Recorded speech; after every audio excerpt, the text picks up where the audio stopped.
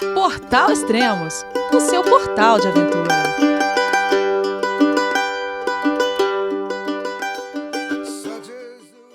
Bom dia, boa tarde, boa noite, bem-vindo a Extremos, o seu podcast aventura. Eu sou Elias Luiz, escritor, fotógrafo, guia no Tour do Mont Blanc e editor do Extremos. Este é o 9º episódio da temporada 2025 do Everest. E hoje eu volto a conversar com o Léo Rodrigues, que tentou escalar o Everest esse ano e que nós tentamos gravar um episódio inteiro, né, o 462, mas não deu para colocar as perguntas e respostas dos internautas. E esse podcast é exatamente só sobre isso. Então vamos lá. Olá, Léo, tudo bem? Fala, Elias, tudo bem? E você? Joia, será que a gente consegue terminar esse podcast? Acho que mais algumas horinhas aí a gente talvez consiga. De novo, espero que não nos delonguemos muito, mas vamos lá, perguntas e respostas, né? Hoje vai ser provavelmente mais objetivo. Assim esperamos. Exato, e outra, a gente não colocou no outro podcast porque tem umas 20 perguntas aqui, então é muita coisa, né? Então, realmente, ficou mais fácil dividir em 2 podcasts. Vamos Legal. lá, então? Vamos começar? Bora! Bom, eu gostaria primeiro de agradecer aos ouvintes e internautas aí que deixaram as perguntas, né? Que sem eles este episódio não existiria. E eu, inclusive, também tenho várias perguntas. Aí a gente pode começar. Aliás, posso eu começar com uma pergunta? Mas como assim você começar?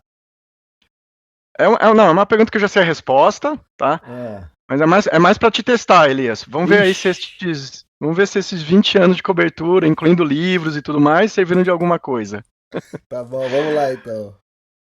Bora lá. Curiosidades do Nepal. Que é isso, cara? O que é algo que todos os países têm, mas no Nepal é diferente? Cara... Valendo! Putz, tem duas coisas, cara. Ó, tem duas coisas... Tempo! É show do milhão agora. Ó, se eu acertar, eu vou querer 1 milhão, hein? Essa é a pergunta do milhão. Ó, tem duas coisas, cara. Ou é o horário quebrado, porque é 8 horas e 45 a mais daqui, é o Nepal do Brasil, né? Mas teve uma vez que eu pesquisei, parece que tem outros países também com isso. Ou então, é uma coisa que eu sei que é o único, né? Que é a bandeira, que é em formato de flâmula. Será? A resposta está exata! Cara, isso é muito bom, cara. Não é o fuso horário, acho que o fuso horário tem em outros países, províncias até aqui do Canadá, acredito que tem essa diferença de meia hora no horário, mas o Nepal é o único país cuja bandeira não é retangular ou quadrada. Olha só, olha só. Isso aí eu sabia, acho que bastante. E aí, ouvinte, vocês sabiam disso também? Né? É legal, é diferente, bem diferente a bandeira. Bonita a bandeira, não é? Não, super bonita. Eu fui pesquisar, né, só para não falar besteira aqui, aí eu encontrei ali que, inclusive, fala assim, que a forma triangular representa as montanhas do Himalaia, enquanto o Sol e a Lua simbolizam a persistência do país, a eternidade e a paz, e ainda remetem à união de duas forças importantes na cultura hindu e budista. Então, fazendo referência às duas principais religiões do país. Muito bom. Quando eu fiz o trek em 2010, eu comprei uma bandeira e todo mundo que fez o trek comigo assinou na bandeira. Então, eu tenho essa lembrança daí do Nepal. Pô, legal. Também. Muito show. Mais alguma pergunta? Eu já ganhei 1 milhão ou não? Não, a primeira pergunta é lhe devolvendo aquela bala soft que você me ofereceu outro dia. É verdade. Até porque eu não gosto de bala soft, eu acho super perigoso, né? Era super perigoso na época que existia. Eu acho que nem existe mais porque causou muito engasgamento, eu acho, de criança na época. Bala dura, mas era gostosa. A gente era criança. Eu devolvo pra você a bala soft, então. Legal, eu aceito, vai. Agora você vai ter que achar e comprar. Viu? Então vamos começar então com as perguntas dos internautas. Vamos começar com uma facinho pra você, tá? Aí a gente vai aumentando o nível. Né? Foi a Fernanda Salles que enviou, né? E ela pergunta, ô Léo, quais foram as melhores vistas? Pô, legal. Boa pergunta aí, né? Porque a gente fala do desafio, das dificuldades, dos perrengues e esquece de mencionar uma das coisas que normalmente para mim são das mais motivadoras, né? Eu vou listar 3 aqui, tá? Que eu me lembro agora. Eu acho que uma primeira seria quando a gente se aproxima ali no Vale do Silêncio, entre acampamento 1 e 2, né? Também conhecido como Western Khumbu. E ali você já tem uma proximidade muito grande, né, de Everest, o Lhotse na sua frente, o Everest à esquerda, o Nuptse à direita, para trás está ficando a cascata de gelo, né, e você está rodeado ali daquelas formações e é inacreditável. Aquele primeiro é o momento que você fala assim, caramba, estou aqui mesmo, onde, né, foi palco aí de muitas histórias e acontecimentos, né, por onde passam grandes montanhistas. Falei, nossa, não dá para acreditar que tá ali. E a vista realmente é sensacional, né. Uma outra seria quando a gente se aproxima ali próximo já à parede do Lhotse, né, lembrar de olhar para trás, né, e ver todo aquele vale ali, né, em alguns momentos com altura, nas mesma altura ou acima das nuvens ali, né, nossa, isso aí é sensacional também. E também me lembro, e sempre devo me lembrar, olhando as fotos aqui, nesse cume que a gente faz lá no Lobuche, né? Ali a vista realmente estava sensacional.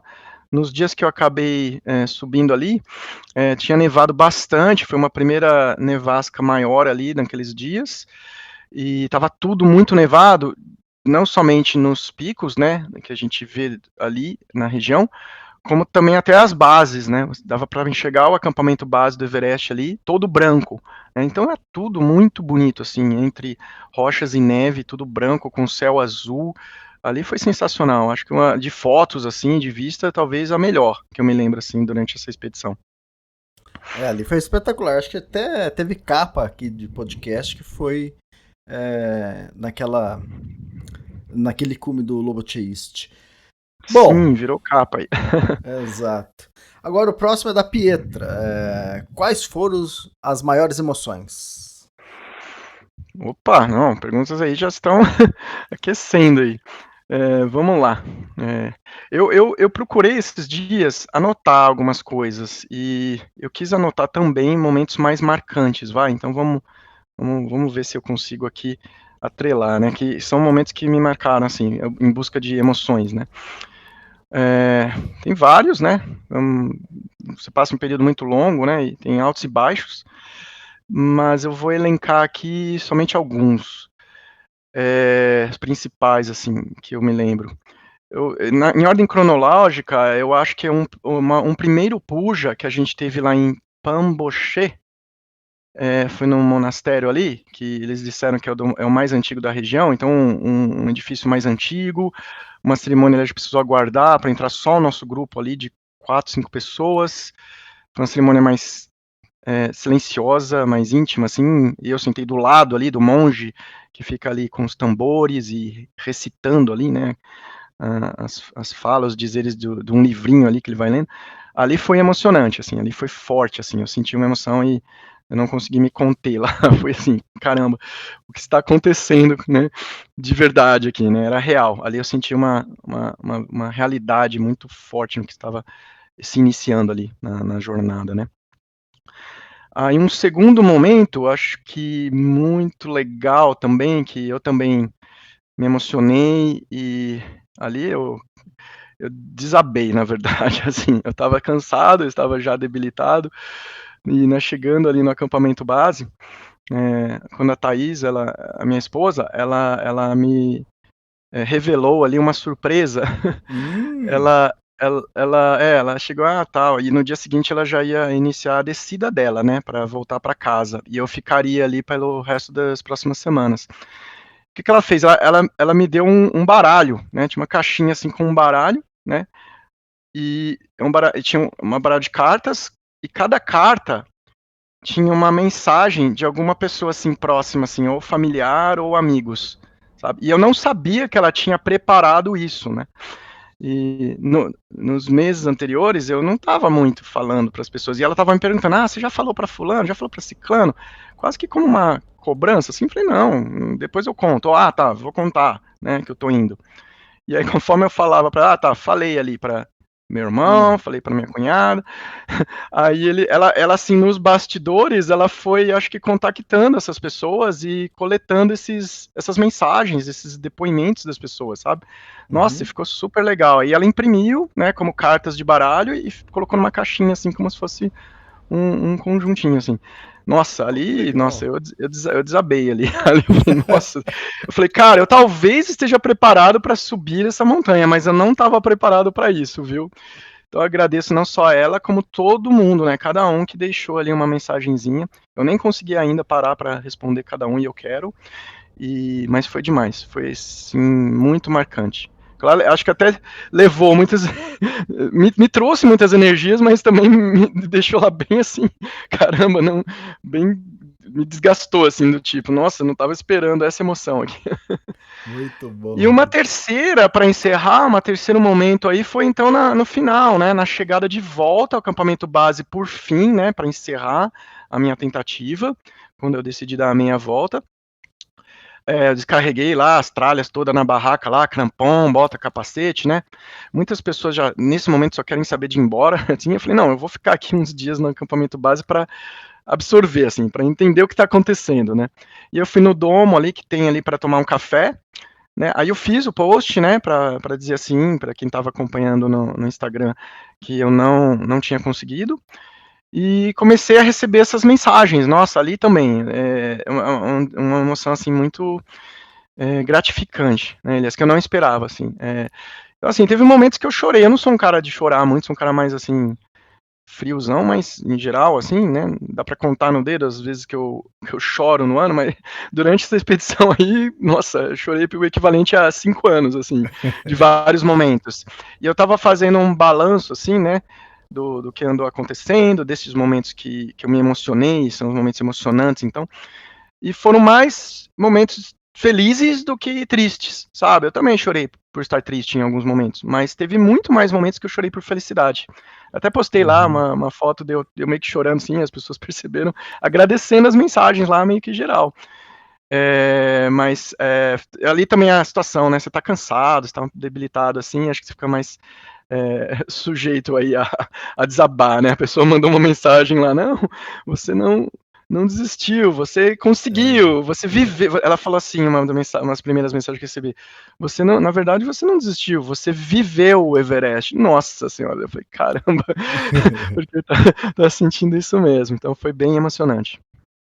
Legal, aproveitando essa resposta que você deu, tem uma pergunta aqui do outro internauta que ele chama Elias Luiz. Né? É que você falou que você anotou algumas coisas. Aí eu lembrei de uma coisa. Você fez diário? Eu fiz anotações, eu escrevi bastante.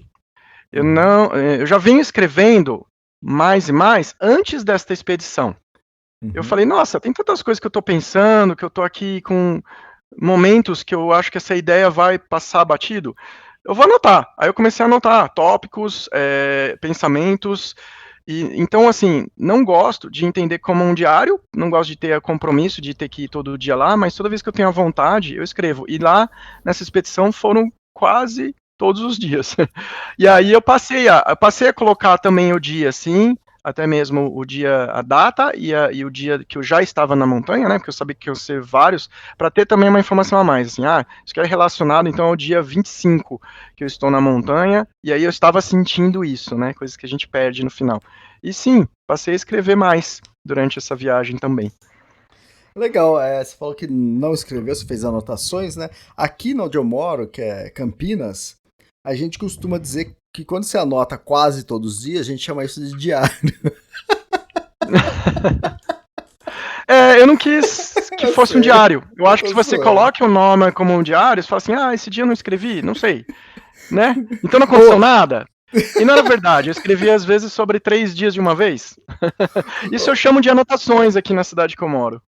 Tá. Ou você tem medo de que, por ser diário, vai remeter ao meu querido diário. Hoje acordei. Não, é só para não ter nenhuma indicação de compromisso mesmo. O diário tem que escrever todo dia. Não, escrever quando tem vontade, né? Sim, E aí eu sim. fiz isso. Muito bom, muito bom. É o vontadiário, é o meu vontadiário. Okay, Inventei okay. agora essa palavra. Então vamos uma aqui do Thiago, uma pergunta do Thiago, ele fala o que mais pesou na decisão final, físico ou mental? E tenta, para deixar mais claro o pessoal entender, o quanto essa decisão foi física e mental, né? De 0 a 10, né? Quanto foi mental e quanto foi físico? Primeiro foi o físico, depois ele acabou sendo mental, para mim. O físico a decisão, empurrou mental também. A decisão no final, ela é mental, né? É a sua cabeça que toma a decisão. Mas para mim, nessa experiência, o que aconteceu foi primeiro físico.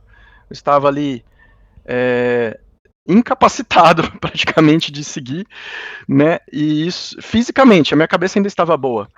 Mas aí depois a minha cabeça foi se convencendo que, cara, o corpo não está respondendo. Vamos decidir, vamos dar a meia volta e usar esta energia física que eu tenho, que era pouca, para descer, né? Descer vai ser mais interessante do que exaurir os restos de energia tentando subir mais e mais.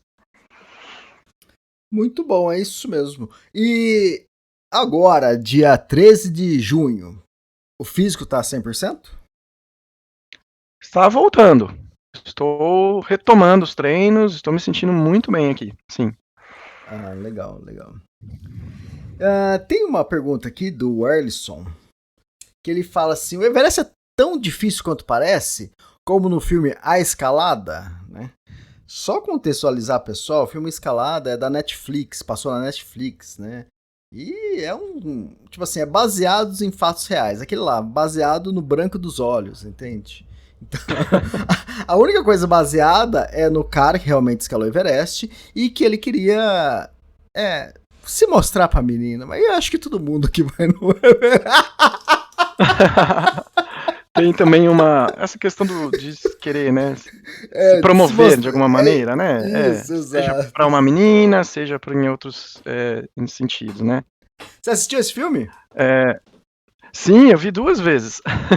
Eu acho um filme divertido, eu acho um filme assim, ele tem um tom assim, né, uma apresentação de quase que como uma sessão da tarde, né? Ele não é um filme sério, ele é um filme bem humorado, um filme bem produzido, até assim nesse sentido, né, como uma sessão da tarde.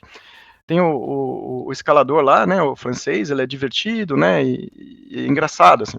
Então vale a pena também, eu acho. Esse filme é legal, eu gosto desse filme. É bem light, né, não é que nem outros filmes que abrange alguns lados mais pesados, assim, da escalada, né, como o filme lá Everest, que é baseado no livro do Krakauer, né. Eu gostei bastante desse livro. E respondendo a pergunta do filme, desculpa. Respondendo a pergunta do Wellington, né? Se o Everest é tão difícil quanto parece, como no filme, a minha resposta do que eu vivenciei, eu acho que sim, ele é difícil, tá? É uma escalada difícil, não é uma escalada fácil, né? Apesar que o filme, ele mostra, na verdade, acho que o resumo do filme é uma pessoa que não tinha um preparo suficiente, né? E é mais esse o tema, né, do que a dificuldade do Everest. Aí mostra como que é escalado em muitos trechos, e talvez dê essa impressão que é difícil, né, que ele vai lá e faz uma coisa difícil, na verdade, para impressionar a menina, e acho que abriria margem para a gente falar desse outro assunto. Mas eu acho que existem perguntas, né, que falam desse ponto, né, da questão da pessoa estar preparada ou não para subir e tal. Daí a gente vai falar deles também. Exatamente. Eu achei um filminho muito sessão da tarde, assim, muito longe da realidade, mais para entreter mesmo.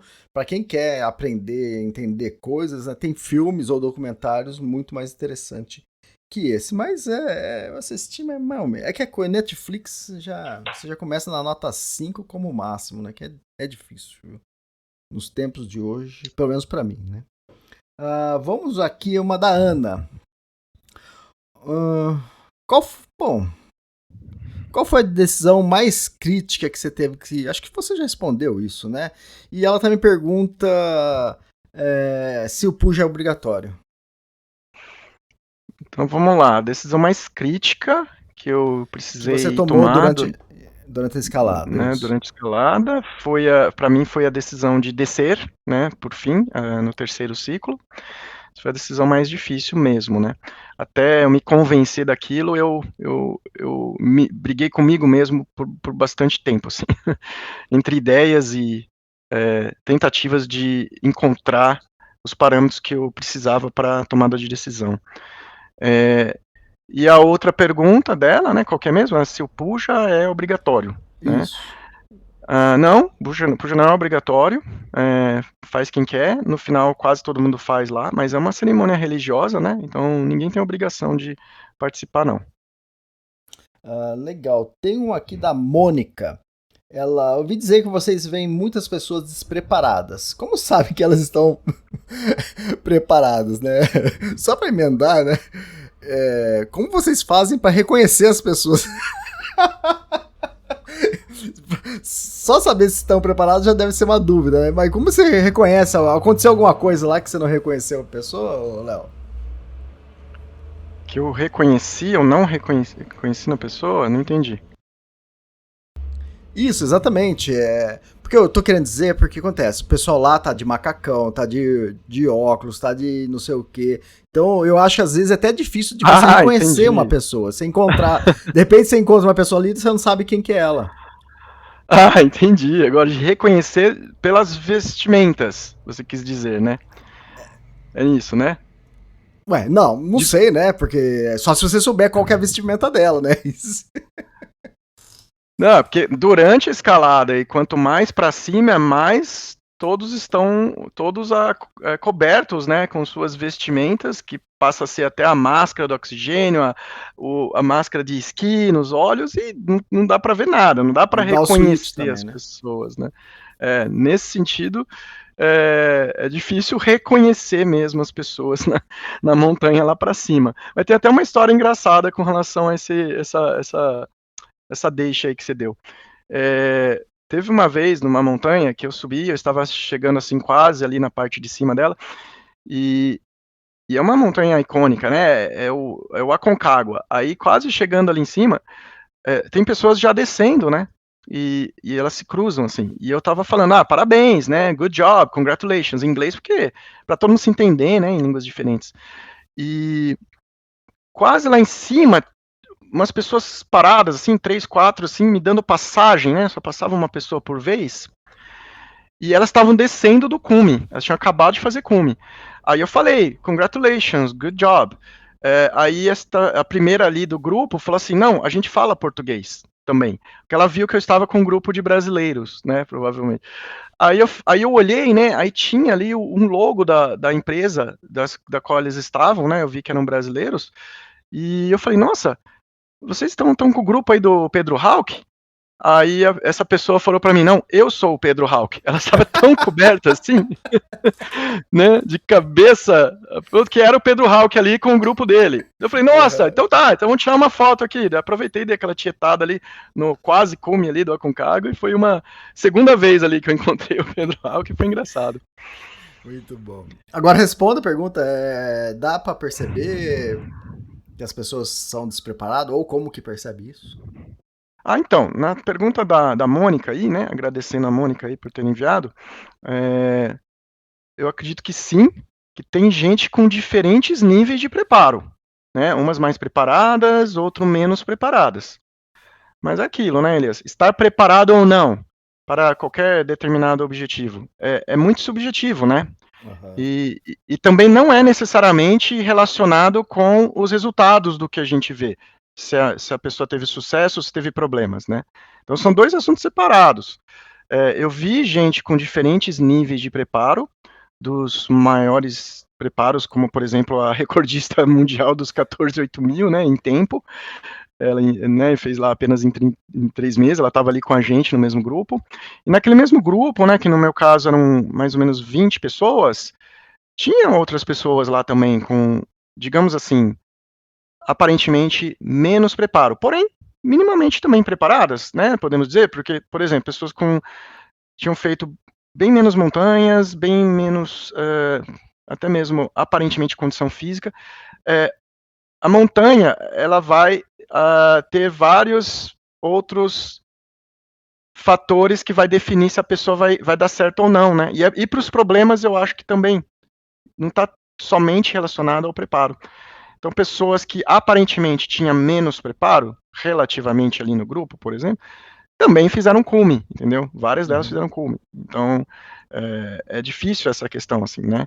Mas tem, sim, diferentes níveis de preparo, eu diria. Agora, chegar a dizer se a pessoa está preparada ou não, já é outro assunto, né? Sim, O que eu vi sim. foram diferentes níveis, assim, claramente, pelas conversas, pessoas que eu conheci ali do Dom, as pessoas que você convive mais tempo, né? Você acaba conversando, conhecendo um pouco melhor. E as pessoas do grupo ali. No meu caso, eram umas 20, né? Pessoas de diferentes, assim, né? Experiências e preparos. E sim, tem de tudo ali, tá? Uhum. E também não quer dizer se isso vai estar a ver tanto com o cume da pessoa ou não, ou com o problema. Né? Acho que vira um assunto mais longo, mais estendido, quando a gente estende para, aquela pessoa aconteceu isso e aparentemente ela não estava minimamente preparada. Aí Isso. é outro nível do assunto, né? Outra camada. Uhum. Nem vamos lá, porque senão viraria um podcast só daquilo. Né? Exato. Ó, o Hudson aqui mandou. Qual o tipo de alimentação de vocês lá no, sei lá, acampamento base ou acampamento 2 que você tava lá? Tá, beleza. Quais os tipos de alimentação, né? É, então, durante a expedição toda, né, na ordem, digamos, cronológica também, durante o trekking, né, vale lembrar, né, sempre tem os lodges lá, as pousadinhas, né, no caminho. Eu mesmo tinha essa dúvida antes de ir. Eu falava, não, a gente tem que preparar o nosso sanduíche aqui, levar os nossos snacks para o caminho, mas durante o caminho também. 2, 3 paradas, dá 2 horas de caminhada, já para, né? Você sabe, Elias, fez a trilha, né? Isso. Para tomar um chá lá, pelo menos um chá, às vezes é só um chá, e muitas vezes tem vários petiscos lá, e muitas vezes para comer mesmo, né? Uma Uma refeição. pizzinha no meio da Tem, terra. sim, aí tem o cardápio, aí dá para escolher. Todos os dias dá para escolher o que está no cardápio, não é nem mesmo limitado aquelas opções mínimas. Então, durante o trekking é bem amplo, é bem tranquilo, a parte de alimentação que eles oferecem, né, que você está incluso ali tudo. Chegando no acampamento base, nossa, aí é uma coisa também, a comida é interessante tocar, acho que um dos principais pontos, né. Quando a gente chega lá, é tudo excelente. Você fala, nossa, tem tudo isso aqui à vontade, né? Tem umas coisas lá que ficam lá a qualquer horário, assim, de petiscos e tal.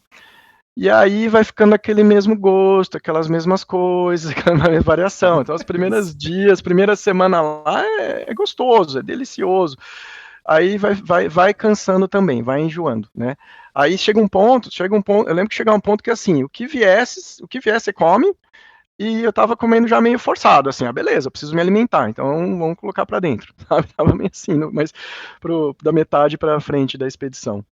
E aí, por fim, né, então vamos falar de acampamentos altos, né, você vai para acampamento alto, tem um acampamento 2 tem normalmente ainda cozinheiro, né, dependendo da agência, né, que tem infraestrutura, muitas agências já ainda têm o cozinheiro, então ele faz uma comida ali para você, tem comida de verdade no acampamento 2. No acampamento 1 e para cima do 2 já é mais simples, né? É mais o Sherpa lá. No meu caso, ainda tinha cozinheiro no acampamento 1, mas em geral é já esquema de ir na barraca lá e o Sherpa ajuda. Para partir para o ciclo de cume, lá no acampamento base tinha uma barraca só de comidas para a gente ir lá e escolher, junto com o Sherpa, o que a gente vai levar para os acampamentos altos no ciclo de cume. E lá tinha liofilizado para escolher, lá um liofilizado local lá, Sherpa Food, um negócio assim, que era eu escolhi os sabores lá, tinha de feijão, purê, tudo liofilizado, assim, era médio, assim, médio para, ok, vai funcionar bem. E lá para cima a gente come pouco, né? A gente procura comer comida leve e fáceis, que são fáceis de digerir, né? Você não tem aquela fome assim de comer, vou comer uma picanha aqui. Você não vai querer comer uma carne, entendeu? Você vai querer mesmo normalmente é um noodles feito com uma sopa, né? Aí fica mais encorpada ali a sopinha de noodles, de miojo, né? Praticamente miojo. Resumo é isso. Legal, mas quando você fez ciclo de cume, que você chegou no acampamento 2, A disponibilidade de comida era mesmo do que da primeira vez que você esteve lá? Sim, eu estava mais enjoado, porque já era 20 dias depois da primeira vez que eu fui no acampamento 2. A primeira Tá. vez que fui no acampamento 2 também, eu estava assim, gostando mais. A segunda vez do acampamento 2 eu já estava assim, beleza, me dá o que você tiver aí de comida. Eu lembro que também já estava numa fase que, como metade do grupo já havia subido e descido, os Sherpas lá, eu acho que eles começam a também perder as suas motivações de estarem completamente te ajudando na questão ali da cozinha, né? Então eu tava ali, ninguém falava assim de comida ou de almoço, eu fui lá na cozinha deles, falei, cara, preciso comer. Aí tem a barraca lá dos Sherpas, que eles cozinham e eles comem lá, né? Aí ele até me falou, quer comer aí, senta aí. Daí eu sentei lá com eles, foi até legal, experiência boa, assim. E comi lá um arroz com frango que eles estavam comendo. Foi ótimo, assim, foi excelente. Eu conversei com eles lá e a comida estava boa também ainda, mas eu senti que eles já vão querendo desligar os acampamentos, Eu tá? escutei o pessoal que tava com o Pedro Hall que falou que, tipo assim, nos últimos dias lá mal tinha comida, tinha pouca comida, tava escassez, entende? Então, porque já tava terminando Sim. a temporada. Porque no começo eles calculam, né? Fazem um cálculo mais ou menos, e aí no final é o que ainda tem ali. E pode ser que esteja acabando alguma coisa ou outra, sim. Verdade.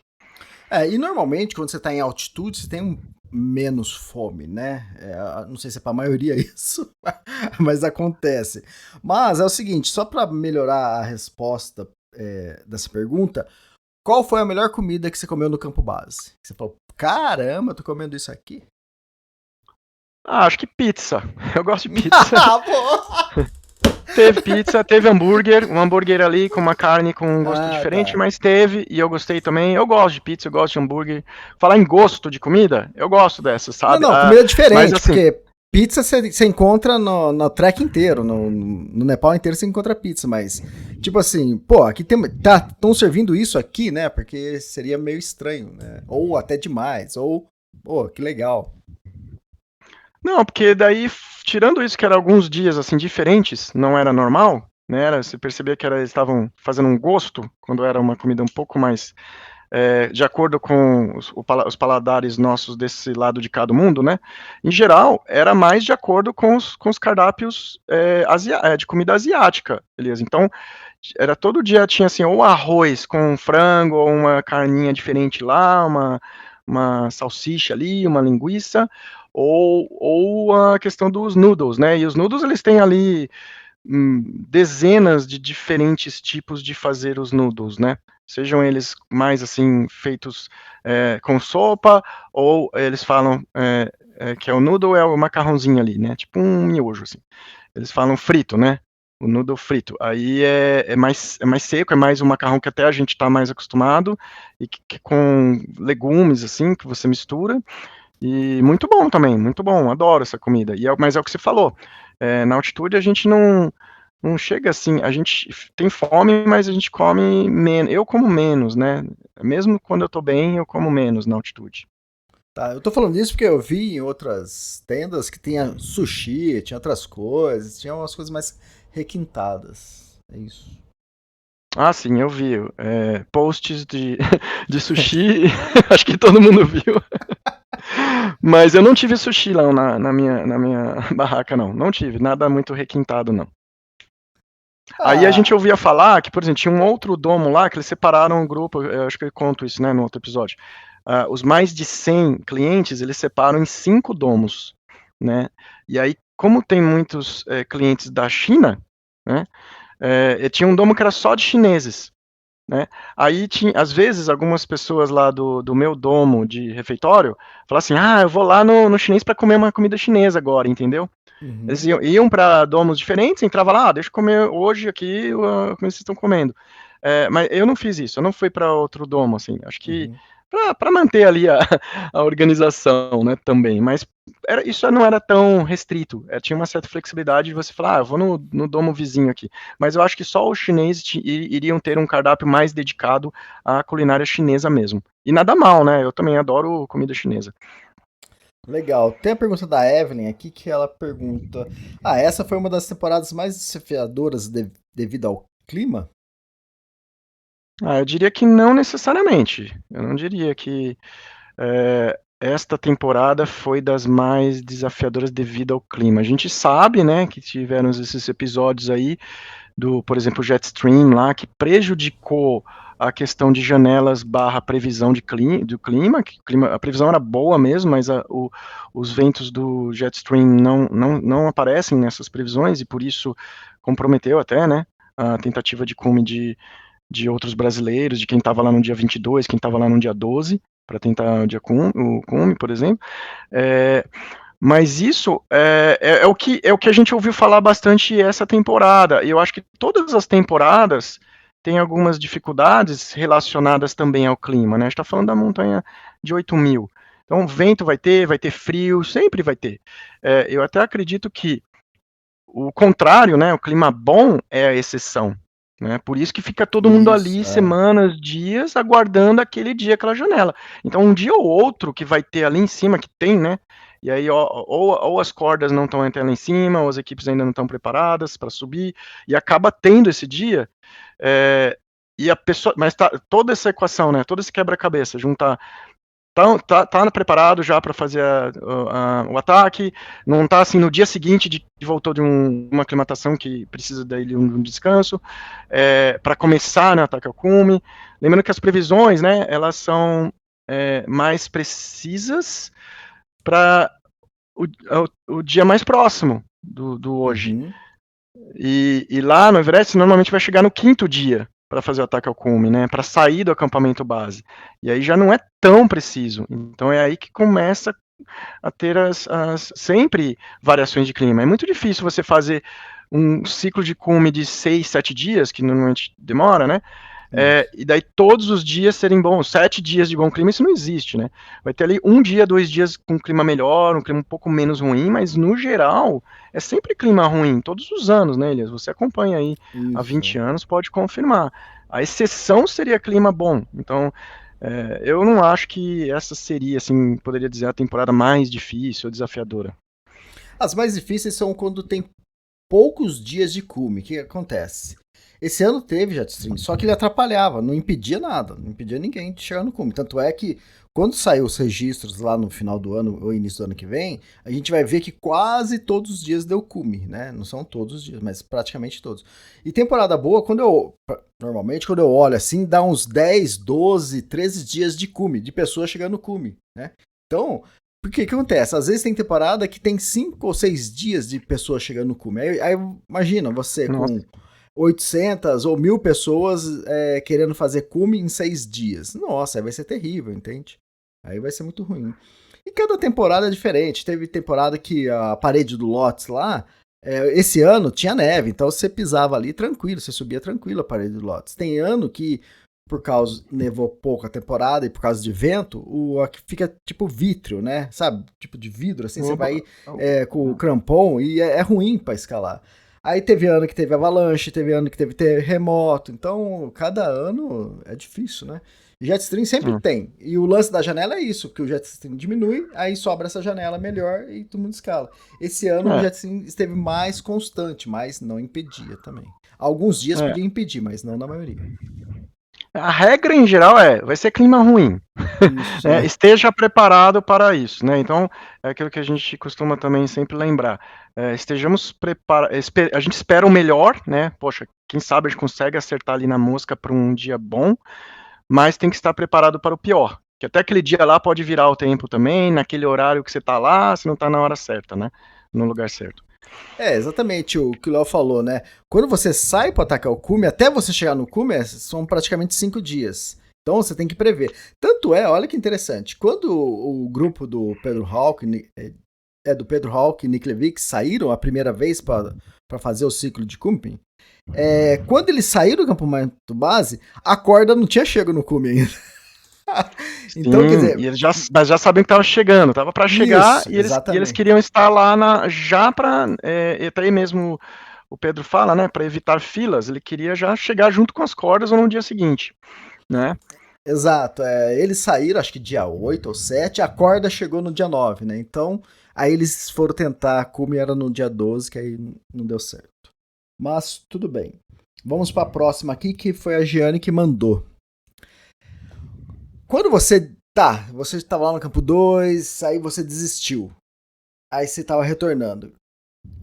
Qual foi a primeira coisa que você pensou, quero comer isso? Né? Ou a primeira coisa que você comeu?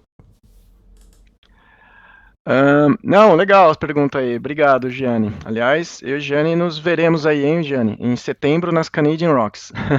Vai. Já que deu a deixa, fala. Sim, não, eu e a Gianni estamos aí montando esse grupo. Já falei no outro episódio, Elias, não precisa mais. Né? Mas se quem tiver dúvida, manda mensagem lá pra gente. Eles estão montando um grupo para levar nas Rochosas Canadenses agora em setembro, né? Então, setembro de 2025. Então, quem tiver interessado, eles estão montando o grupo lá, um grupo pequeno. Então é só entrar lá no Instagram. Isso, no meu Instagram pode ser, no Instagram Fala. da Gianni. O Instagram da Gianni é Gianni por aí. E o meu Instagram é Meleucia. Tá pronto, falei de novo, fiz o jabá aqui. Pronto. Já pode pagar mais R$2.000 aí. Mais 2 balas soft, beleza.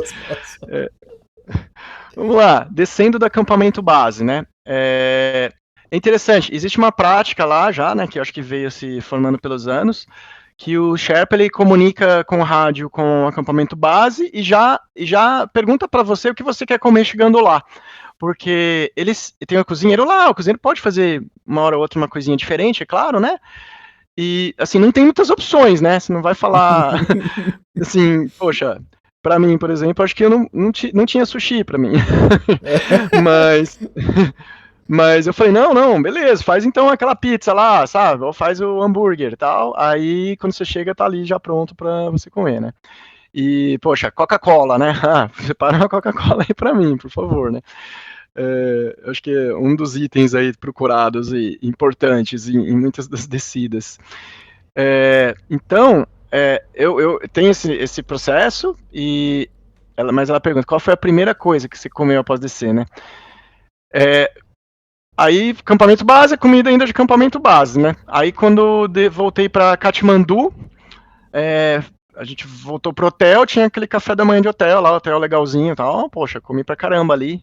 Acho que eu lembro de ter exagerado um pouco. E durante os dias lá em Katmandu, comida asiática, eu acabei comendo, que eu gosto mesmo, e lá é bem bom, ainda bem melhor do que a expedição, assim, durante a expedição. Mas se a pergunta dela foi quando eu cheguei em casa, daí sim, eu comi todas as comidas que a gente gosta, que deu saudade, eu comi estrogonofe, eu comi pizza, comi daqui, né, e tudo, eu enfiei o pé na jaca. Legal. Eu já ouvi, acho que foi a Thaís Pegoraro, tinha feito cume, e aí quando tava descendo, o Sherpa mandou rádio pra ela, o que você quer? O que você quer que eu levo pra você? Eu vou levar aí no final da cascata de dia, né, na hora que estiver chegando no acampamento base. Ela falou que era uma Coca-Cola, bem gelada. Ah, sim. Putz, é bom. Energia na veia, né? Açúcar, né, metendo todo açúcar, assim, né. Exato. Então, os nutricionistas que nos perdoem aí, eu devo ter falado várias coisas aí que devem ter ofendido. E aquelas bolinhas de gás estourando na língua, tirando o sal da língua. Pô, que coisa melhor. Aquela limpada que dá na serpentina, assim, né? Por dentro, assim, né? Aquele banho que você não tem, aquele banho limpa dentro, assim, tudo. Nossa, muito bom. Cara, eu fiz a Via Alpina, né? E lá eu comi alguns dias entrecote, né? Que é tipo um filézão de alcatra ou de contrafilé e com batata frita ou legumes, né? Eu comi algumas vezes lá, só que lá você tá fazendo a trilha, eu tava comendo em pousada, em restaurantezinho, 40 e poucos euros, né? O negócio pesa, né? Cara, quando eu voltei aqui, eu acho que eu comi umas 3 semanas só entrecote. E era, tipo assim, quanto eu gastei no total, com tudo? Uns R$25, tudo.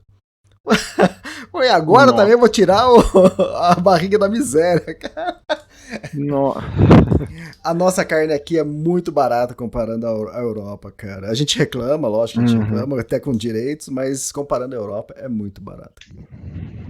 Com certeza, é verdade. Eu sempre que vou pro Brasil, eu sinto uma diferença grande assim, comer bem e não é tão caro, sabe? É Exato. super, é muito bom, assim, né, na cultura do nosso país, que você sai, assim, andando pela cidade e tem muitas opções, variedade, e cada esquina você encontra também o quilão lá, que também às vezes já é muito bom, já resolve, né, e não é caro, não costuma ser caro. Então, isso aí é muito legal e dá saudades, tá, do Brasil. Isso aí é uma coisa que não tem saindo do Brasil facilmente. Aham.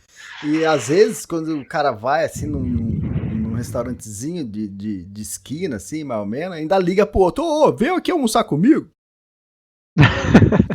É, bem isso. Verdade, verdade. Eu fui lá. Mas acho que uns 2 vezes eu fui, eu já tinha almoçado. Você também tava. Ah, vem almoçar comigo. Ele me liga 2 horas da tarde. Pô, mas que isso? É jantar ou é almoço? Era um almojanta. Almojanta, tá. Ó, mais uma da Giane aqui, tá? Vamos lá. Quais foram os pontos positivos e negativos de ser o único brasileiro na sua agência? Boa. Não tínhamos falado muito disso ainda não. Então vamos lá. Ser o único brasileiro na agência, durante, né, a expedição. Pontos positivos, então, né, o que eu posso dizer? Ali, poxa, a diversidade do grupo, né, com relação a os outros países, né, e daí, portanto, também as experiências prévias deles, né. Nós que vivemos nas Américas, é mais comum a gente seguir estas montanhas que a gente vai nos Andes, né, por aqui. E eles não, as experiências deles prévias eram completamente ali né, quem é da Ásia ali, né, dos clientes que vieram ali dos países mais próximos ali do Nepal. E aí isso já desencadeia várias histórias, né, diferentes, objetivos diferentes que as pessoas têm. Então, eu acho que foge um pouco seria mais uma mesmice, né, se eu estivesse num grupo de pessoas com as mesmas raízes, assim, né. Lógico, né, você sempre conhecendo pessoas diferentes, vai sempre conhecer histórias diferentes, mas lá era intenso isso, era bastante intenso, e na questão também de onde cada um está no momento da vida, né, não somente geograficamente, mas idades, né, nossa, foi muito legal. Mas ainda com relação a nacionalidades, né, que essa foi mais a pergunta da Giane, né, sem entrar em todas as variedades que teríamos lá no grupo, vamos lá, pontos negativos, né, nem tudo era super legal, ou o mais legal, caso eu estivesse, como eu já estive, né, em expedições que eu não era o único brasileiro. Eu senti, e isso é real e é já sabido, né, que em algum momento, né, e ali pesou um pouco às vezes, faltou assim aquela camaradagem, aquela proximidade que a gente tem com Uhum. pessoas que falam a sua mesma língua como a primeira língua, né, que uma coisinha ou outra simples assim, né, de um brincar com o outro, né, sem se preocupar tanto com eventuais barreiras culturais, né, aquela proximidade, aquele calor, aquela pitada de zoeira às vezes, quando convém, né, que eu acho que isso que sim cria os relacionamentos mais genuínos e mais próximos, né. E isso eu senti um pouco falta. Eu tinha momentos lá que falei: "Pô, ia ser legal trocar uma ideia aí". Daí eu ia visitar, né, os outros acampamentos lá para tentar minimizar essa falta que eu senti. Ah, E beleza. basicamente foi isso, né. Como tudo na vida, né, com todas as escolhas vai ter sempre ganhos e perdas. Exato. Aí você pondera o que é melhor pra você. Então, aí vai de cada um. Uhum. Bom, tem outra pergunta aqui da Giane, que é: teve algum momento que você pensou, o que eu tô fazendo aqui? Sim, vários momentos. Vamos dar um exemplo, na cascata de gelo, o que eu estou Ah, fazendo aqui? Ali era ao mesmo tempo no sentido de eu não deveria estar aqui, né, pela imponência ali ao meu redor, do aquele labirinto de gelo que estava na cara que a qualquer momento eu poderia ver ali um daqueles blocos de gelo se despegando, não sei, dá essa impressão, né. E também o que eu estou fazendo aqui no sentido de vislumbrando, caramba, olha só onde eu vim parar, né? Aquilo ah, ali tá, mesmo sim. é surreal. Então, o que eu estou fazendo aqui? Do tipo, uau, ali sim, foi um exemplo de o que estou fazendo aqui. Legal, legal. Agora uma pergunta da Gabi, ela pergunta qual a diferença entre o Léo de antes e o de agora? Dá pra perceber isso? Uau! Sem dúvida, a gente pode dizer que é uma experiência transformadora, né? Mas peraí, vamos lá. Tentando evitar os clichês de novo, né? O que de fato mudou? Eu estive pensando nisso, né? Eu acho que agora eu passo a me conhecer um pouco mais por ter vivido uma experiência com diferenças substanciais. Inclusive coisas como, por exemplo, até mesmo, nem tudo é só as coisas boas, né? Eu gosto sempre de lembrar e analisar as coisas que a gente acaba conhecendo da gente mesmo, que às vezes é um desafio, né? Então, por exemplo, a ansiedade. Eu sempre soube que eu era ansioso, eu já sabia, né? Mas eu não sabia ainda que essa ansiedade poderia ser ruim para mim. Então, em alguns momentos, né, tinha ansiedade lá, tipo, queria melhorar rápido, ainda preciso fazer isso, preciso fazer aquilo. E naquele espaço de tempo, né, preciso sair amanhã para um ciclo de aclimatação. E como é longa a expedição, né, teve momentos lá que esse peso do que vem pela frente, né, o peso do futuro, acabou me afetando também, assim. Era porque era muito longo, ainda tem que subir essa montanha aqui, o Lobuche, antes mesmo de estar indo para a cascata de gelo, né, a rota do Everest mesmo. Tá, então isso aí eu acho que foi bem interessante para mim, para eu ter como autoconhecimento e até trabalhar isso, né, e melhorar nesse ponto, né. Se a gente não reconhece, né, as nossas fraquezas, eu acho que a primeira coisa é reconhecer para poder trabalhar nelas, né. Mas outra coisa que muda, que eu acho que é mais fácil até assim de abranger experiências de muita gente lá, acaba trazendo para a gente, né, novos parâmetros para colocar as coisas em novas perspectivas. Por exemplo, eu sigo gostando e querendo fazer planos para novos desafios, quero ir para a montanha, mas agora já alguns desses desafios passam a ser assim mais prazerosos e menos intimidantes, sei lá, né? Isso costuma acontecer quando a gente encara um desafio grande na nossa frente e, ao superar, né, ele passa a ser uma nova experiência na sua vida, né? Tipo, eu vivi aquilo. Então, você usa isso, né? Se eu já nadei 2 quilômetros, nadar aqui 500 metros não vai ser um grande desafio. É mais ou menos nesse sentido, sabe? Então, isso acho que transforma a gente, vai transformando a gente também. Legal. O Tosha The Best Ninja, ele sempre participa com foguinho. Ele fez a pergunta: qual o custo para fazer o trekking do Everest? Não a escalada. Os custos da escalada a gente vai falar no último episódio, que a gente vai fazer um geral sobre a temporada, a gente vai falar mais detalhes sobre isso. Eu até gravei um podcast falando isso, mas aí eu vou falar com outros valores, com outras pessoas participando. Mas quanto custa fazer o trek o acampamento base do Everest? Você sabe disso? Eu tenho valores aqui, você sabe? Eu tenho uma ideia, né? A Thaís fez agora, né? Com a mesma agência que eu fui, ela já nem pesquisou nada, ela queria ir junto. E eu ouço falar de outras pessoas fazendo com outras agências mais ou menos a ordem de grandeza, né? Do valor. Mas fala aí você. Agradeço aí o Tosha, The Best Ninja. Fala aí, Tosha. E passo essa pergunta pro Elias. Tem agência aqui no Brasil que cobra $5.500, $5.800, né? Eu não sei qual foi a base que a Thaís, depois você fala aí, mas você fala assim, qual é o interesse? Por que é interessante ir com a agência brasileira? Porque o guia vai ser brasileiro, então vai ter mais noção do que você necessita ou do que você está passando, que você está sentindo, né?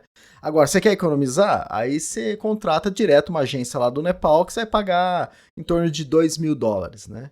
Então, só que aí seria bom você ter uma experiência, entender como que funciona o ciclo de aclimatação, tudo, porque para você não ir tão cru, né? Eu fui a primeira vez, fui com o Carlão, com a Grade Six, foi em 2010, foi um ano antes do Carlão escalar o Everest. Então, pra mim, tudo ali era novidade. Eu era passageiro, né? Porque eu era cliente, né? Não sabia de nada. Mas depois que você vai uma vez, aí você já tem uma noção maior. Se eu fosse uma outra vez, eu não precisaria ir com a agência brasileira. Eu iria direto com uma agência. Mas por quê? Porque eu já tenho noção, os cuidados que eu tenho que ter. Não que isso também iria evitar de alguma coisa, entende? Mas é isso. Mais ou menos quanto que a Thaís pagou pela sua agência? Foi nessa faixa aí que você falou mesmo, faixa de $2.000. Ah, tá. Pô, então pagou barato, né? Então, quer dizer, pagou o preço de lá, você não pagou a agência. No Brasil, você paga 5 mil, 5 mil e... Não, 5 mil não. 5.500, se eu não me engano, acho que é a Morgado Expedições. A Grade Six parece que é 5.800, algo assim. Então é isso. Uhum. Ah, mas é o que você falou, né? E eu acho que você tocou num ponto bom, que é ter a liderança, né? De um guia brasileiro ali para as tomadas de decisões. E isso é super, eu acho que relevante na tomada de decisão de cada um, né? Tanto para o trekking como também para a escalada, né? No Uhum. caso da escalada, eu não tinha esse líder assim, eu não tinha um grupo consolidado no qual o que iria acontecer ou o que iríamos fazer recaía na decisão de um líder, né? Ali éramos 20 no domo, organizados, simplesmente colocados ali, e de diferentes experiências, né? Diferentes ritmos, assim, na montanha, e as pessoas foram ali se conhecendo, ou já se conheciam anteriormente, no sentido de vamos partir para o ciclo de aclimatação 1, vamos partir para o ciclo de aclimatação 2, quase que individualmente, tá? Tá, No meu tá. caso, eu estava sozinho, isso eu acho que valeu a pena, né, pegar o gancho.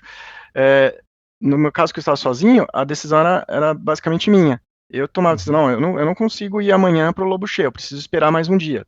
Aí eu esperava, e todo mundo ia, quem já estava pronto, e quem já estava se sentindo bem, já tinha ido antes, chegaram no acampamento base em dias diferentes, então já tinham feito até ciclos antes, né?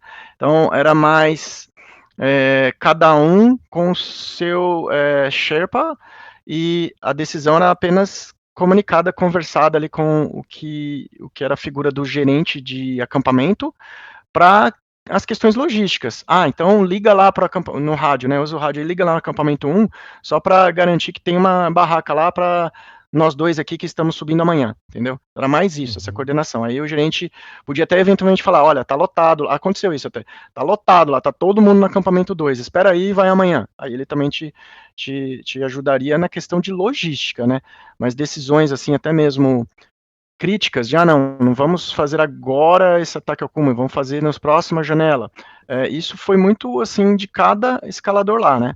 E aí, nesse sentido, teve gente fazendo cume no dia 11, teve dias de gente fazendo, muita gente fazendo cume naquela janela do dia 18, e depois o resto, quem sobrou foi para a janela de cume do dia 22. Era até da agência que eu estava participando, era a última leva. A última leva de pessoas foi naquele dia 19 que eu Tá. subi para o acampamento 1, mirando um caso, um cenário de otimista de janela no dia 22, né? Se eu chegasse no acampamento 4 em 3 dias, que dá para chegar, né? Tem gente que fez isso.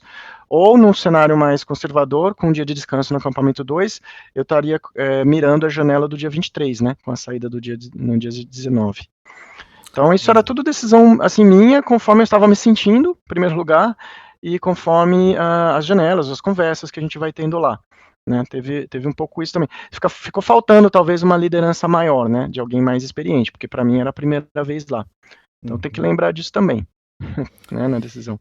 E toda essa logística não é tão simples assim, ela tem que ser bem planejada. Porque vamos supor, o Léo quer subir pro ataque ao cume, né? Ciclo de cume. O acampamento 2 hoje tá livre, né?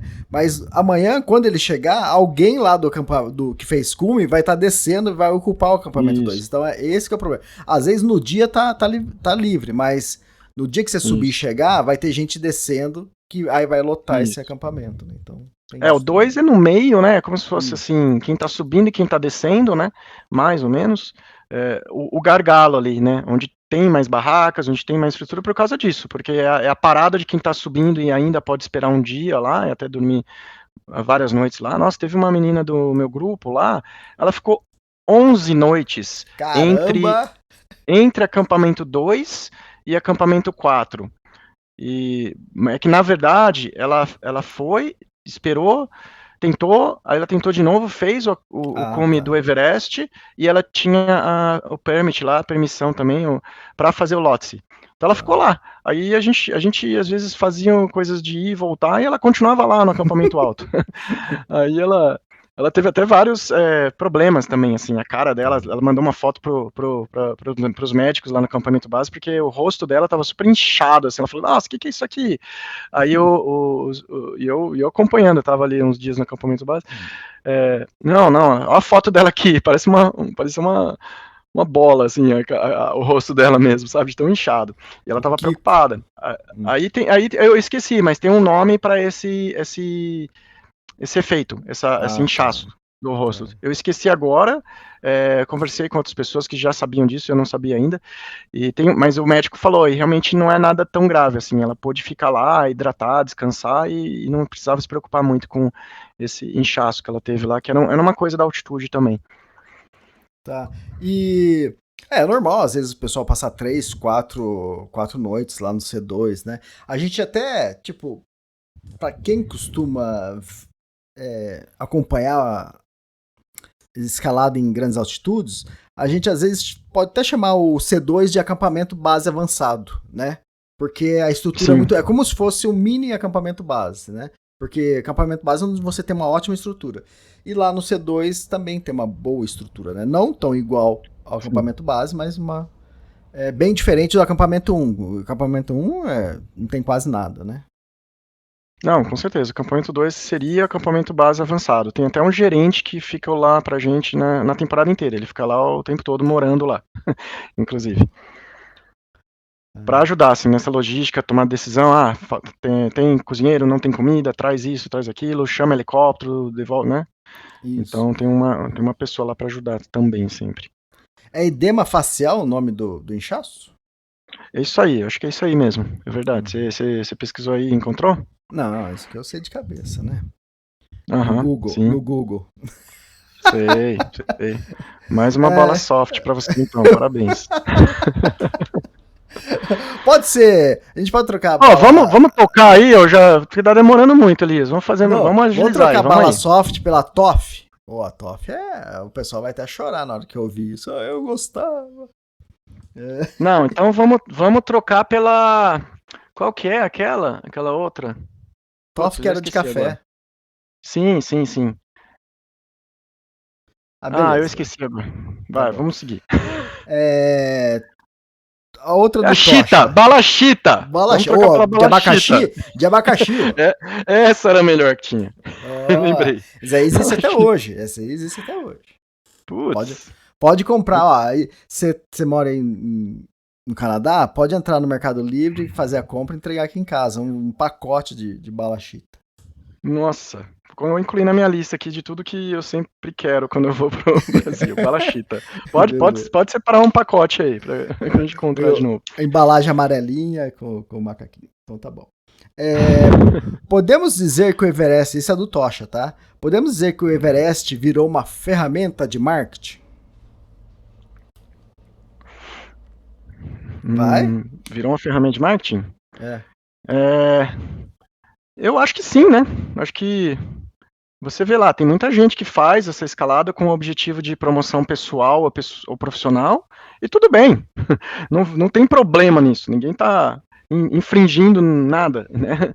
Cada um faz a montanha com seus próprios objetivos, na minha opinião, e tudo bem, entendeu? Exato. Eu acho que desde 1921 é marketing, né? Porque imagina, você conquistar, porque foi a primeira tentativa, foi em 1921, né? Então imagina você conquistar, ser o conquistador, era um marketing, uma propaganda pro país, pra tudo, né? Tanto é a corrida, né, pra conquistar o Polo Sul, o Polo Norte, né? Então, depois que conquistaram os 2 polos, aí eles quiseram conquistar o 3º polo, que seria o ponto mais alto da Terra, né? Então, vamos dizer que até a primeira seria Marte, agora que seria a conquista, então por que, se já foi conquistado, por que as pessoas voltam lá, né? Não teria mais motivo pra voltar, já foi conquistado. É que a pessoa quer fazer a conquista pessoal, né? Pra manter ou melhorar, assim, uma busca de algum status, vai. também, né? exatamente. Isso sempre foi e sempre vai ser, né? Pelo menos É. 99% das vezes vai ser isso. Bom, deixa eu ver quem. Ó, Tocha de novo aqui. Gostaria de saber o que fazem com excesso de equipamento. Sobra equipamento lá? Reciclam? É, como assim? Equipamentos pessoais, eu acho que não sobra, não tem excesso, né? A gente procura ter o mínimo. Ou um excesso para uso próprio também, que volta, né? A gente Uhum. utiliza. O que tem de equipamento lá, que eu acho que pode ser a pergunta dele também, são talvez as cordas, né? E os equipamentos utilizados para porque não é só corda, né? Todas as escadas, né? Todos os equipamentos de escaladas que os Icefall Doctors lá fazem, não só na cascata de gelo, fazem até lá em cima, né? Ele fica ali, né? Eu acredito. Eu não sei se eles retiram, removem. Talvez alguns dos itens mais valiosos, né? Que eles vão reaproveitar na temporada seguinte, que daí se nas escadas, talvez eles removem, né? Tem o dia lá que é o último dia, né? Acho que eles descem e vêm trazendo, né? De volta. Mas eu não acho que eles façam isso com as cordas, né? As cordas ficam lá. A gente, durante a travessia da cascata de gelo, você vê de repente uma corda assim, do nada, assim, entre dois seracs de gelos, mais distante de você, assim, que aquilo ali provavelmente era a rota do um ano ou alguns anos anteriores, né? Então as cordas estão ali, sendo adicionadas todos os anos. E demais equipamentos, eles talvez desçam, eu acho que eles descem para reaproveitar, né? E montar a cascata, a rota da cascata no ano seguinte. Exato. É isso. É o que eu sempre ouço também, né? Que o que tá mais fácil ali do acampamento 2 para baixo, né? É mais fácil você retirar. E tem até uma próxima pergunta aqui. Como anda, né? O lixo no Everest, a retirada do lixo, né? O que você viu lá? O que você pôde ver? O que você viu? Vamos lá.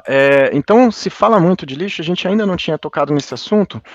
É, eu ouço falar de várias iniciativas que estão ali presentes para minimizar, né, os lixos e dejetos nossos, né? Porém, eu vi muito lixo lá, tá, Elias? É Tá. assim, às vezes é impressionante. Você, assim, nas aproximações, nas chegadas de acampamento, é assim, poxa, caramba, meu, que tanto de lixo tem, né? E o que acontece? É lixo de diferentes naturezas, né? Aí são os escaladores, tanto estrangeiros quanto os locais, né? Eu vi mais de uma vez, assim, por exemplo, os próprios Sherpas não se preocupando muito com o direcionamento que seria mais apropriado do lixo, né? Que é descer, né? E depois alocar devidamente, né? Assim que a gente espera que aconteceria. Mas não, eles lá, por exemplo, eles fumam pra caramba e você vê eles jogando as bituca de cigarro, quando não, você vê várias bitucas, assim, eu vi também nas proximidades dos acampamentos, né, que grande chance seria de vários desses locais, né, os chefes que você vê, assim, fumando bastante. Aí você vê, às vezes, maço de cigarro, você vê pacote, né, de embalagem, assim, de comida, eu vi bastante, assim, era chocante às vezes, tá? E aí, o que acontece? Quando você vai para os acampamentos altos, eles te dão, assim, um saquinho para você recolher os seus dejetos, né, humanos, e descer com eles, tá? Porque acampamento 1 e 2 ainda tem um sisteminha lá que eles mais ou menos montam para eles descerem, teoricamente, com o número 2 da galera, né? Mas acampamento 3, 4, você que teoricamente traz o seu, né? Mas aí eu também fiquei pensando, sabe, Elisa, eu vi muito assim, restos de comida. Então, o que acontece, né? O próprio escalador, né? Ele fala assim, não, vou fazer direitinho aqui, vou descer com tudo. Mas aí ele recebe ali uma tigela de noodles, de, né, macarrão assim, e ele não come tudo, né? Uhum. Aí, então esse mesmo escalador que tá querendo fazer tudo certo assim, esse resto dele, eu não sei se ele coloca no saco dele, entendeu? Para ele descer. Ele devolve Ah, o pratinho pro Sherpa, aí o Sherpa lá, uns deles vão ser mais cuidadosos, vários deles não, aí perto dos acampamentos, eu não sei, eu vi várias vezes, eu não sei se as outras pessoas também viram e podem falar quando você conversar com outras pessoas que estavam lá, tá? Mas esses restos, assim, de muita comida, assim, jogado no chão, né? Isso aí também é lixo, né? Que é gerado pelos escaladores que muitas vezes nem perceberam que também fazia parte do lixo dele, para ele levar para baixo, entendeu? Sim. Então, é muito difícil, né? Chegar num ponto que, beleza, a montanha a partir de agora vai ficar limpa, né? Mas eu senti que ainda não tem todos os procedimentos que poderiam ser instruídos assim, olha, não comeu? A gente não, ou o Sherpa vai comer o resto da comida do cliente? Não, então o cliente tem que trazer de volta também o resto da comida dele, entendeu? Que ele não comeu. Não sei, eu não vi ninguém fazendo nenhuma orientação, nem mesmo menção a esse tipo de origem de lixo que dá origem a esses volumes de resto de comida que eu vi espalhado nas proximidades de acampamentos, tá? Aí até tenho curiosidade, se outras pessoas não viram isso, se a pessoa não viu isso, ela realmente não estava, eu acho que enxergando tudo ali, né, nos detalhes que estava ao redor, que tinha, é verdade que tinha. Teve até outros anos que teve expedição brasileira que falava que tava indo no Everest para limpar o Everest, né? Eu falei, caramba, Assim, a gente ouve falar, né, das iniciativas, dos valores que os Sherpas recebem por trazer tantos quilos, tantos, né, sacos a mais, e isso é fácil para eles, né, eles sempre estão subindo e descendo e querendo faturar. Então, essas iniciativas, sim, eu acho que é o que é fácil de ter um sistema assim que traria para baixo mais lixo. E aí de baixo também a devida, não só tirar da montanha, né, mas dar a devida apropriação, né, porque não adianta nada somente descarregar lá no acampamento base, por exemplo. Exatamente. O Alan Ernett, ele fez um post esses dias falando sobre final da temporada e ele cita alguns números, aí é do governo, tá? Esse número é do governo, né? Então aí quanto isso é verdade, aí vai de cada um também, né? Diz que coletou 83 toneladas de lixo no Everest nessa primavera. 25 mil quilos de papel. 8 mil quilos de plástico e roupas. Inclui 25 mil quilos de papel, plástico e roupa. É os três aqui. De metal e vidro, 8 mil quilos. A de resíduos de cozinha, que você comentou, quase 18 mil quilos, né? Então acho que faltou faltou mais um pouco, acho que iria dar uns 50 mil quilos, né? Como que você viu jogado? Como que você viu jogado, né? Os números são alarmantes, são assim positivos, né? Isso foi recolhido, mas imagina só se é dessa ordem de grandeza aí, o que ainda está na montanha também, que seja 1% disso, né? É muito. Exato. E resíduos humanos, 32 mil quilos. O pessoal, não, deixa pra lá. Tudo que entra e sai, né, Elias? Quase tudo. Lógico.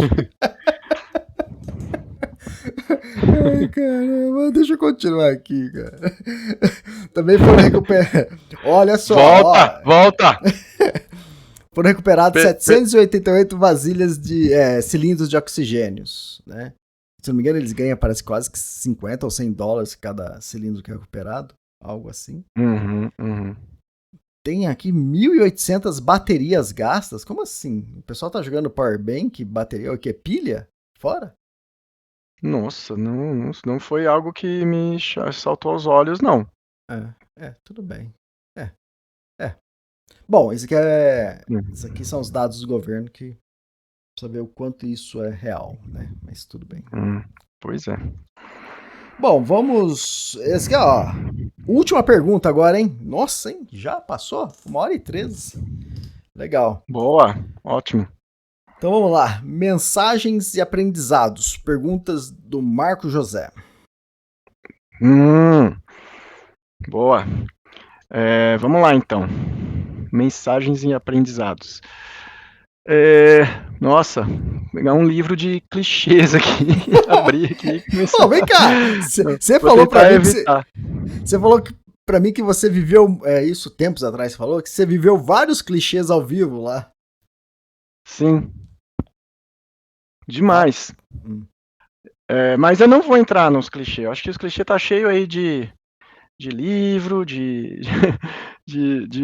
posts na internet Aham. para motivar cada um de nós, continuar motivando a mim, até a mim também.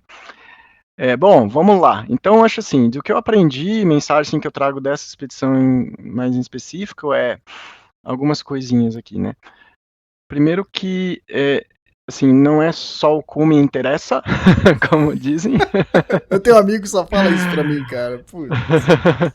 Ou não somente o cume interessa, algo assim, né? Sei lá. Hum.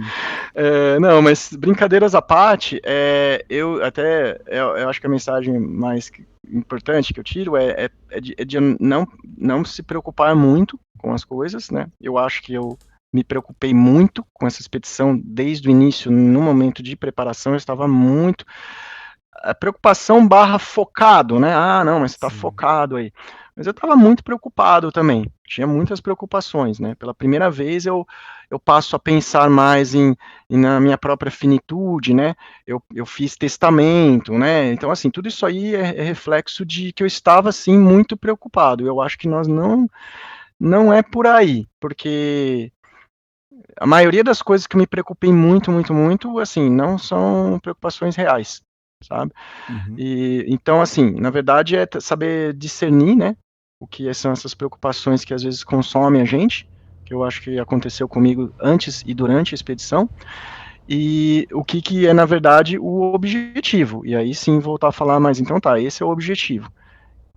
E a gente mantém, né, esses objetivos na vida também, seria outra lição que eu já venho aprendendo de antes, né, mesmo que seja algo assim bem fora do comum, bem algo que não seja assim dentro do nosso dia a dia, das nossas realidades, ter um objetivo, né, para nos motivar todos os dias, e que de repente assim, até mesmo aquilo que, quem sabe, algo que pode ser, né, algo que pode ser, Uhum. acho que tem que ser mais parte de nossos objetivos e menos parte daquilo que a gente simplesmente deixa para lá, né, e trazer elas como objetivo nosso. E manter no radar, né, dedicar esforços para cada dia, chegar um pouquinho mais perto dela, né, das coisas que a gente quer fazer e viver nessa vida, né, eu acredito que a vida seja curta, né, cedo ou tarde a gente nem... Aí eu já tô começando a entrar na, na parte dos clichês, mas Uhum. todos esses clichês que a gente sabe e mais um pouco, né? Um dia de cada vez, é, cultivar persistência, resiliência, paciência, né? Acho que tudo isso aí são muitos aprendizados que a gente segue aprendendo, né, Elias? A Exato. gente continua aprendendo, a cada experiência das mais intensas, assim, que a gente vive. E quanto mais intensa a experiência, eu acho que é mais claro, né, mais forte, mais visível, e eu prefiro acreditar que a gente traz, então, pra gente, a gente fica um pouquinho mais atento a essas coisas que muitas vezes ignoramos, mas são as coisas mais importantes, assim, pra gente viver bem, né, e no final, sermos felizes, que eu acho que é esse o objetivo, né? Exato. Eu li uma vez, acho que uma mulher escreveu, né, uma frase que ela falou assim: eu passei por muitos dramas na minha vida, né? E isso foi Uhum. muito pesado. Mas a maioria deles só aconteceram dentro da minha cabeça. Nossa, olha só, é isso aí. É isso aí. Tem muito disso também, né? Tanto vitórias, conquistas, como também as nossas dificuldades, nosso desafio. Quanto que é que a gente que está desenhando isso, né? Até mesmo para as vitórias, né? Poxa, isso aí é uma coisa que eu valorizo demais que eu fiz na minha vida, mas quem mais tá aí? Ninguém tá nem aí. Então, tipo, isso é uma coisa minha. Tipo, ótimo. Então, já sei melhor que pouco importa para os outros, mas para mim tá bom. Eu estou satisfeito de ter tido essa experiência. E o oposto, né? O outro lado também, né? Essas coisas assim, nossa, tem esse desafio, não sei, esses vários desafios, né, que todos nós temos de uma forma ou outra nas nossas vidas. Quanto que eu estou, assim, aumentando ou achando que é um negócio que deve se expandir a todos ao meu redor. Cada um ao meu redor tem daí a sua versão, tanto desse desafio que eu estou vivendo, que para ela não é da mesma forma que eu enxergo os meus, e tem as delas, né? Cada um tem os seus desafios, né? Então vamos com calma aí também, vamos com calma, vamos ser mais tolerantes, né? Vamos ter paciência e vão lembrar de sermos sempre que estivermos em algum momento em impasse, sermos gentis, né, com os outros, que eu acho que às vezes se sai no mundo aí e parece que só falta isso, né, um pouquinho de paciência e gentileza com as pessoas, né. Exato. É legal, né? Essa frase que eu falei aí de drama, né? A maioria dos dramas aconteceram só na cabeça, mas o contrário também, né? Você até meio comentou isso, né? Imagina ó, quantas vitórias você não, você não conquistou, mas Isso. só também aconteceram na cabeça. Para outros, provavelmente, pouco importa, ou importa menos, né. É, exato. Ou talvez pode ser um gatilho, né, de motivação, né? Pô, toda vez que eu vou fazer uma trilha, normalmente as trilhas que eu vou escrever livro, que aí são trilhas inéditas para mim, então é sempre novidade, sempre tensão, né? Então toda vez que eu vou caminhar, treinar aqui perto de casa, normalmente eu caminho 6 km, eu uso muito para reflexão, então você vai imaginando o que pode acontecer, não sei o que tem, mas lógico que muitas vezes você também imagina você terminando, né? Uhum. Então, apesar de a gente também viver drama, a gente vive falsas conquistas, sabe? Né? A gente já sonha, né? Não, imagina eu terminando lá, que legal. Faz parte. Tá? Não, legal. Lembrei de mais uma mensagem, até falando em Manda. mensagens, Manda. né? Até para concluir aqui, encerrar, tá? Uma coisa que ficou mais evidente também, né? Eu que às vezes saio para fazer trilhas e viagens, muitas vezes sozinho, né? Nessa viagem ficou bem mais evidente que, na verdade, nós nunca estamos só mesmo, né? Então eu inicio aí com esse clichê, mas lá para mim foi assim, eu recebi tantas mensagens de pessoas que eu nem sabia que estavam acompanhando, ou que eu conhecia e nem sabia que estavam acompanhando, ou pessoas que eu passei a conhecer, né, durante esse período, né, por conta do Everest chamar mais atenção, assim, em geral, né, e eu senti essa energia, né, essa energia positiva vindo de mensagens antes, durante, né, eu contei o episódio lá do baralho ali, de cartas, e depois, né, no final, nossa, e continuavam vindo mensagens, às vezes do nada, e eu falava, nossa, esse povo, e assim, e eram mensagens longas, Elias. Às vezes a gente tá com o Instagram lá, é tudo superficial, né? Ninguém tá querendo perder muito tempo com isso, fica só passando, e as mensagens são rápidas, é só palminha, é só foguinho, né? Nada contra aí os foguinhos do Best Ninja aí, o Tocha. Mas já é válida, né? Uma mensagem assim já é muito mais válida do que não ter a mensagem. Mas eram textões, Elias. Pessoal assim parando para escrever. Eu não sei se foi inteligência artificial que daí gerou uma mensagem, gerou outra, ou as pessoas usaram de inteligência. Eu não sei, parecia de dentro delas mesmo, de coração, sabe? Eu prefiro acreditar que tenha sido, e eu acho que foi mesmo. Eram mensagens assim longas, assim, nesses poucos posts ali que eu fiz, e eu até falei pra Thaís uma hora, nossa, essas pessoas que estão deixando mensagem, todo mundo é poeta, todo mundo fazendo poesia aqui, porque eu todo dia, vira um dia, começava a chorar de novo, falava, nossa senhora, o que tá acontecendo? Então, assim, como eu reajo, né, e como eu reagi nesse caso, nesse episódio, diferente de, acho que quase todas as outras experiências, a energia, né, que vem das pessoas e faz da gente se sentir sempre acolhido, assim, sempre com companhias que às vezes a gente nem imaginava, de pessoas que a gente achava que só virou ali uma pessoa conectada na internet, mas a pessoa tá ali, ela tá lá para o que der e vier, praticamente isso, eu senti, sabe?